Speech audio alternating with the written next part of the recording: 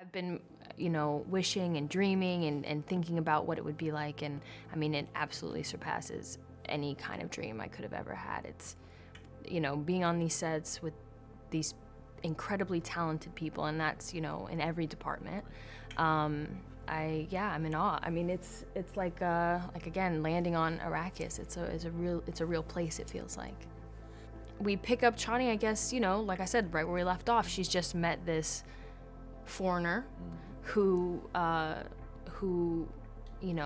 guess there have been years and years of propaganda that has been pushed upon the Fremen, many of which believe that there is a Messiah that is supposed to come and save them. And, I think what Denny has done so beautifully in these films is really make a distinction between, I think the older generation and the younger generation, which I think is something we kind of deal with in our own society and our own kind of issues and confrontations we deal with now. Is just like there is a new generation of people that are able to see things with a completely different lens and a completely different set of rules, right? And really throwing them out and say, this is the world I want to live in, and I want to be a part of it. And so she's part of that generation that's really fighting back against these kind of archaic, ideas that she just is like, this is what has been oppressing my people. I'm against this. This doesn't work for me. And so I think the entire kind of journey for her is sensing a sincerity and an honestness and a openness to learn and grow from Paul. And that's like really quite, I don't know, it's hard for her to digest, because she has these feelings of wanting to trust him and falling in love with someone, but also hating what they represent at the same time. And I think that that's really, really difficult for her, because she cares about her people, I think, more than anything. She just wants what's best for her community, the people that she loves, the planet that she loves. She has such a strength that I admire, and such a passion for the betterment of her people and looking out for her people and taking care of her loved ones and her planet, which means more to her than anything. So, I love very hard as well. And, I like to think that in whatever I do, I have a much easier job than she does, because I am not a space warrior. But I think in whatever I do, I do try to do it with the best sense of heart and integrity. And I want to lead with what I feel like is right, not just for myself, but for the people around me. And so I think that is something, integrity, I think, is a massive word for her. The sets are so, stunning. Like the detail, the attention to detail when you walk into the siege and you see all the inscriptions of the prophecy on the walls, it's like the time it takes to make something like this, I can't imagine. So I really think that my job then becomes easy. I step on set, I have this incredible costume that already changes your physicality, hair and makeup that does the same, and then I step into a set where I feel like I'm already on a different planet. So that does, half the job, and then I just gotta figure out how to speak in Chicopsa.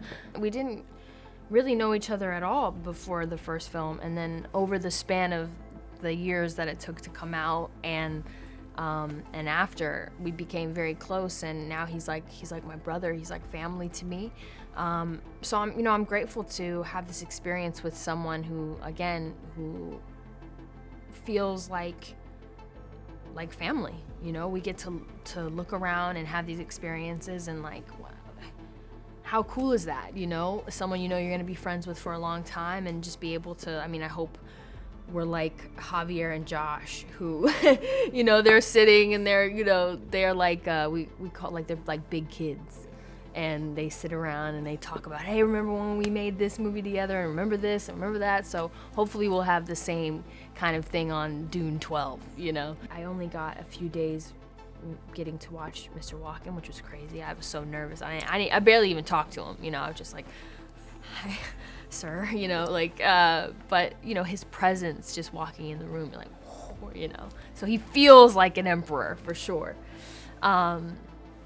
But yeah, watching that, I mean, Florence was so lovely and kind, and again, I didn't get to spend as much time as I wish we had, but had such like a regal, natural sense of just like being Princess Irulan. She was meant to be Princess Irulan, you know. And then Austin, who brought this, like, who is a lovely, kind person, but has somehow transformed into this like evil, terrifying, you know, beast.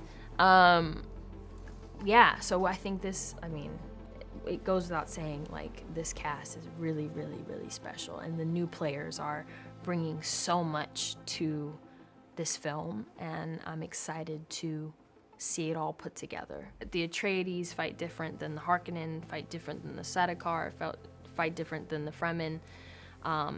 So that was really special to see, and also to watch them kind of implement those styles and learning those styles.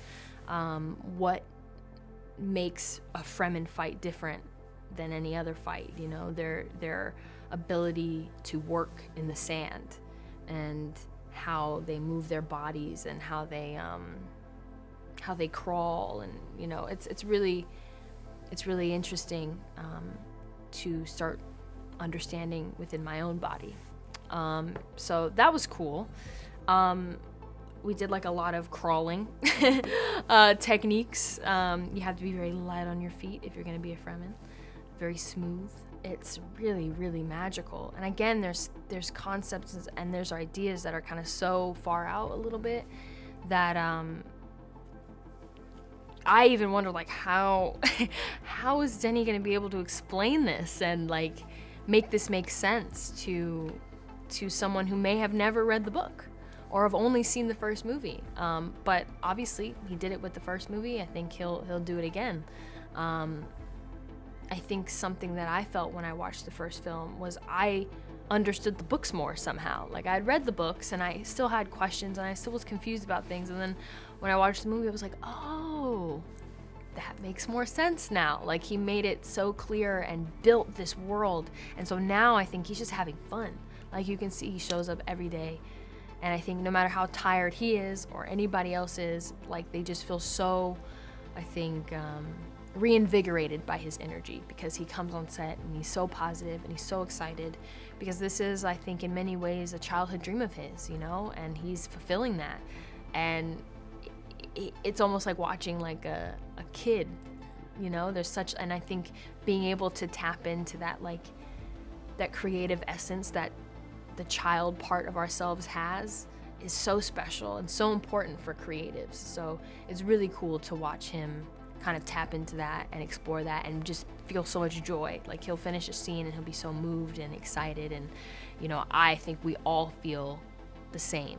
Just enjoy escaping to another world, and whatever resonates with you, take that with you, and think about it and discuss it. Hopefully those are good concepts and ideas. Maybe, you know, whether it be I don't know, maybe caring a little bit more about our planet and our resources. Whatever those conversations may be, I think. But I think, to me, it's just coming with an open mind and just enjoy it. Like, just have fun, because it's one of those. It's quite a ride.